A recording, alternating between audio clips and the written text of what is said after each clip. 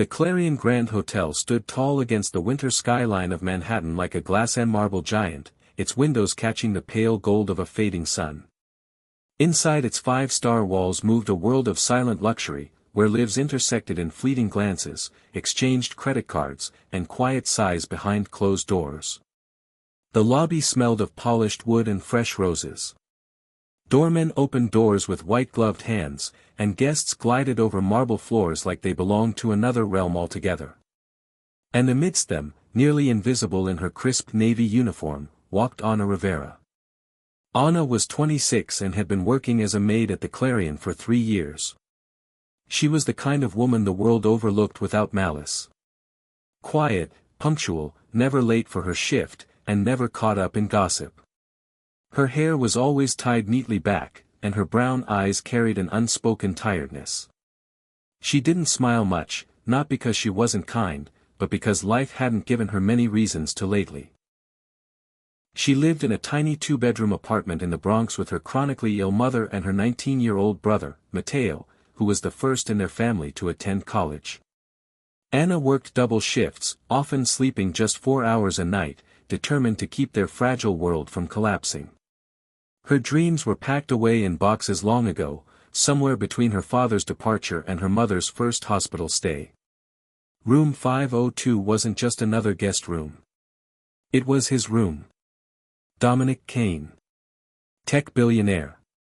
CEO of Kane Tech. Ruthless negotiator. Known for shutting down entire departments overnight and valuing numbers over names. The staff gossiped about him like he was a storm you had to prepare for. But Anna didn't see a storm. She saw signs of a man who was lonely, maybe even haunted. He stayed in room 502 every first weekend of the month. Never late. Never early. Always the same room, always alone. He rarely requested room service, left no mess, and never spoke to anyone unless absolutely necessary. Yet Anna noticed the little things. The same photograph placed on the nightstand each time, a little girl, no older than 10, hugging a golden retriever in a sunlit backyard. The bed sheets always slightly wrinkled near the edge, as though he slept restlessly. The half-empty bottle of sleeping pills in the drawer. The curtains left open even at night. She would often wonder who the little girl was. A daughter? A sister? A memory? And why, despite all the power and money, this man still carried something so ordinary and tender in such a private, intentional way. It was on a particularly bitter Friday in January when everything changed.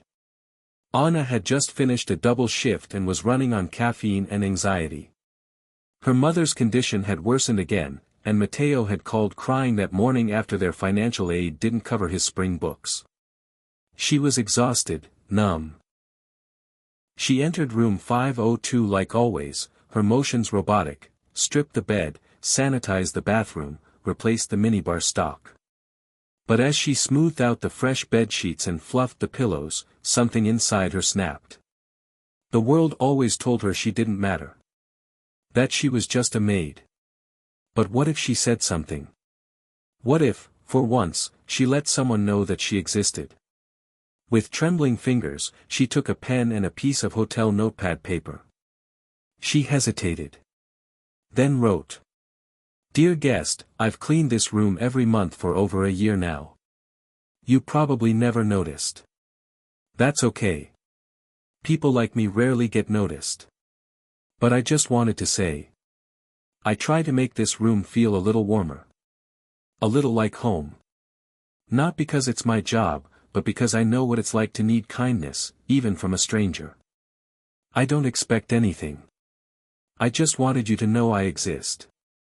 And that I'm trying. Every single day. Anna, housekeeping. She folded the note, slid it under the pillow where she usually placed a chocolate mint, and walked out of room 502 with her heart pounding like she had just committed a crime. For the rest of the day, she felt like she was walking through fog. Every step heavy, every task slower than usual. The fear that she had overstepped kept gnawing at her. Was it inappropriate? Would she be fired? Would anyone even read it? Dominic Kane arrived hours later, drained from negotiations and jet lag. He didn't notice anything at first. The room, as always, was immaculate. He kicked off his shoes, loosened his tie, and collapsed onto the bed. A crinkle. Something under the pillow. He frowned. Reached under. Pulled out the note. He read it. Slowly. Carefully. His breath caught.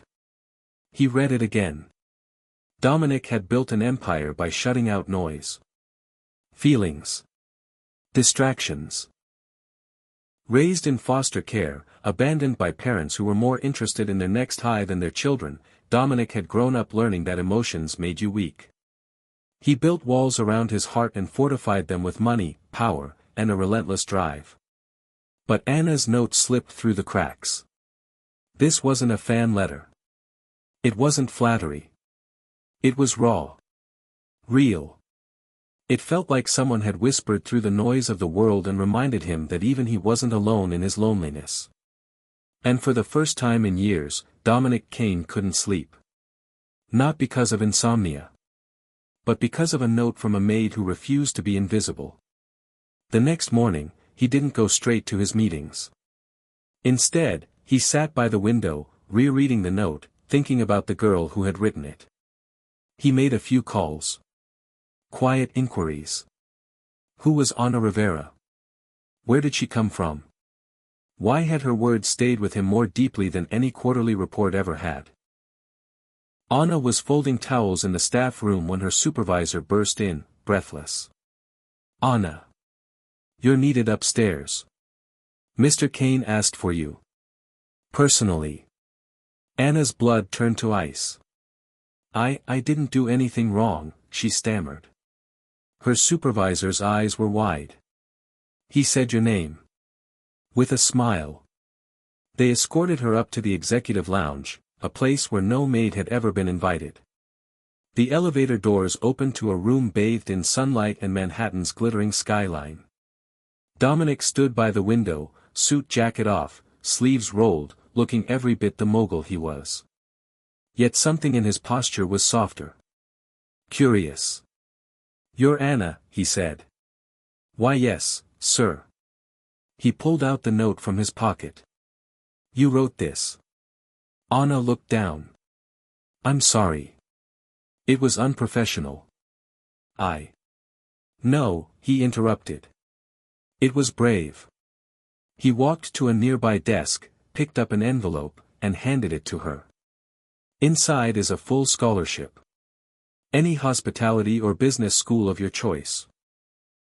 Along with a letter of recommendation. From me. Anna's lips parted, but no words came. I grew up invisible too, Dominic said quietly. Sometimes, all it takes is one voice. You reminded me of something I forgot. He paused. And if you ever want to work for Kane Tech, we'll find a place for someone with your courage.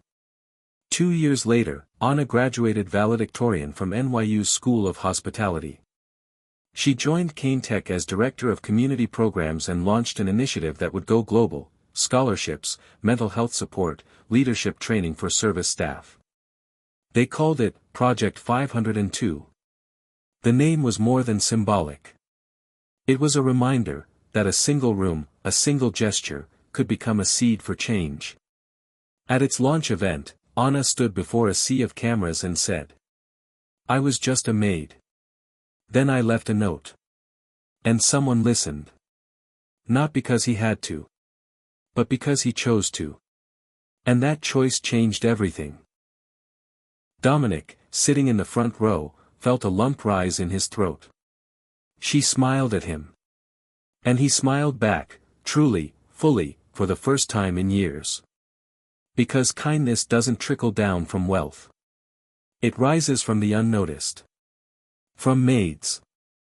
From notes. From room 502. In the years that followed, Anna continued to rise, not just in title, but in purpose. She built a team of former hotel staff, janitors, night cleaners, and receptionists. She traveled the world, sharing her story. Inspiring others.